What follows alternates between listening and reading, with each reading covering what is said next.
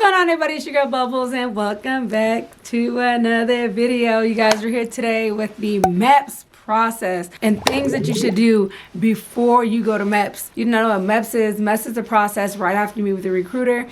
It's like the middle stage before you go ahead and ship off to basic training. Meps is a place where the people there, I don't want to say their job is to get you kicked out, but it's their job to basically find shit that makes you ineligible to be able to enlist into the Army and swear, whether it be medical, any of that stuff. So today I'm basically going to go over some of the top 5 things. I don't even know if there's 5, but some of the top things that I have in mind that you should consider before going to Meps. So first thing, I cannot stress this enough. You guys have to be honest with your recruiters. The reason why I say that is because your recruiter is a person that's going to be able to help you get out of whatever trouble or get out of any situation that you are in before you get to Meps. Because if they end up finding out at Meps, you're going to be screwed. They're going to kick you out, disqualify you, and all this hard work you did, the Asvab, sat in the recruiting office back and forth for weeks, all that goes out the window. It was a waste of time, a waste of everything, energy, and I was gonna say money. Girl, it don't cost no money to join the military. But anyways, yeah, so do not tell them no lies, whether it has to do with medically. If you have asthma, tell them you have asthma.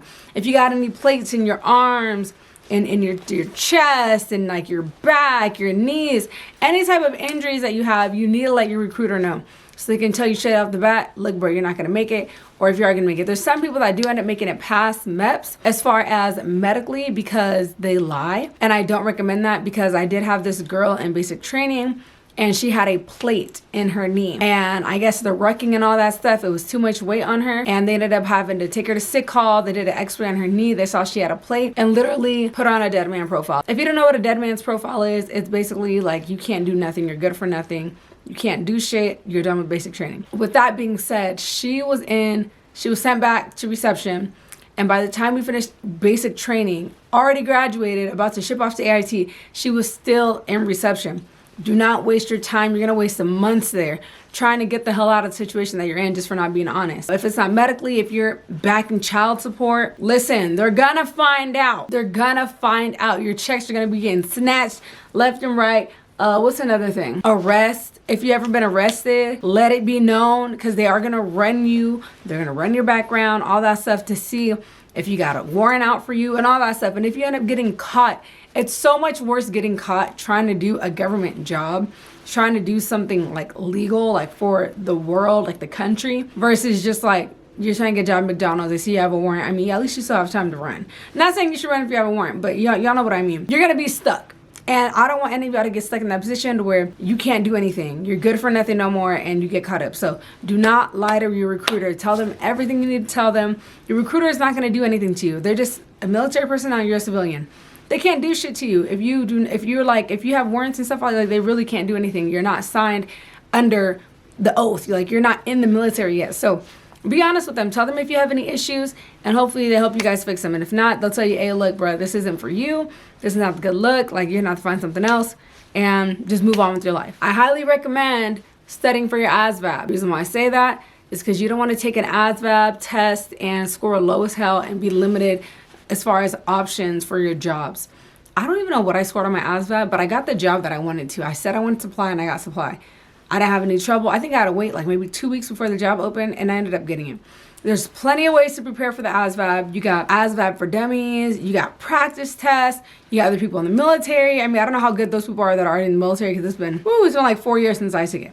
But go on YouTube. Look at practice tests. Look at videos. Look at videos like this of people telling you like, this is what you got to do. This is how you can get prepared. Because what you don't want to do is going to take that Asvab and fail. And then it's like, I think you only have 2 chances in 1 year to take Asvab, if I'm not wrong. That's how many times it was when I was in.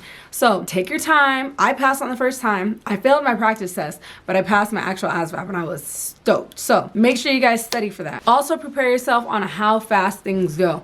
When you sign up for the military and you start this process, shit's gonna be going from back to back to back to back. And you just gotta make sure you're prepared. There's gonna be a lot of paperwork, a lot of things and ideas and all this stuff being thrown at you. Make sure you read everything that you have before you sign anything. Whether it's at Meps, whether it's with your recruiter, it doesn't matter if anybody's rushing you, they're sitting there with the attitude, it does not matter. Read everything that you get and make sure that whatever you're signing, you know what you're signing. If you don't know what the hell they're talking about or what it is or what the topic is about, ask questions. You don't want to get caught up. Like I said, signing up for something. You said you're going to be a 92 Golf, which is the cook, and you go to sign the paper and they have like an 11 Bravo, your infantry.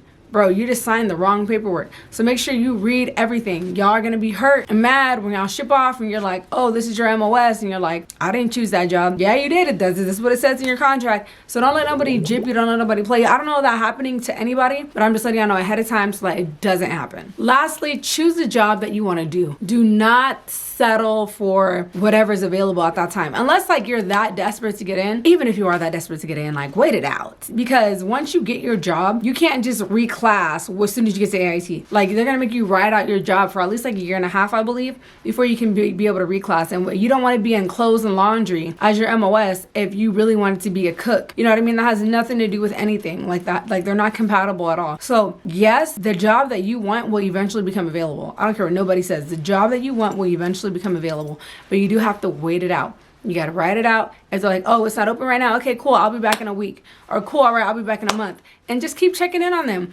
until they have the job that you want. Do your research on your job. Don't be like, oh, I want to be a chef. I got chef friends and some of them hate it. I don't know a single 92 Golf that loves being 92 Golf. And that's real shit. But I mean, no, I'm not bashing that MOS. Like if you're 92 Golf and you love what you do, live your life, you know what I'm saying? But like I said, I got friends that don't like it. MPs, police officers. My husband was a police officer. He did not like that. The schedules for MPs and cooks are terrible. They work on holidays. Police officers are always needed. 365 days a year, 24 hours a day, always needed. The cooks, the people that live in the barracks, still need food on the weekends. Saturdays and Sundays, they still need to be in there cooking. You know what I mean? So just take consideration to all that stuff. Every MOS has its pros and cons, and just take all that into consideration when you do choose your job. If you're some person that just likes to kick back and chill, you might want to be a pharmacist. All you got to do is scan medication and hand it out. Like, choose something that you really are passionate about. Don't set yourself up for something. Like right now, I'm actually in the process of trying to reclass. Sorry, my armpit itches.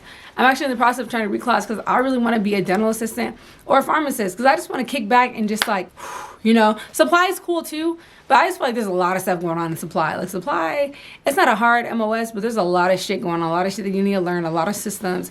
And honey, I just don't feel like it's what I want to do for right now. But we'll see. I plan on reclassing, but we'll see because I don't even know if I'm staying in. There's a lot of thoughts going on over here, guys. But anyways, yeah. So that's all I have for you guys as far as information when it comes to MEPS. I hope you guys listen to what I say. Take my advice.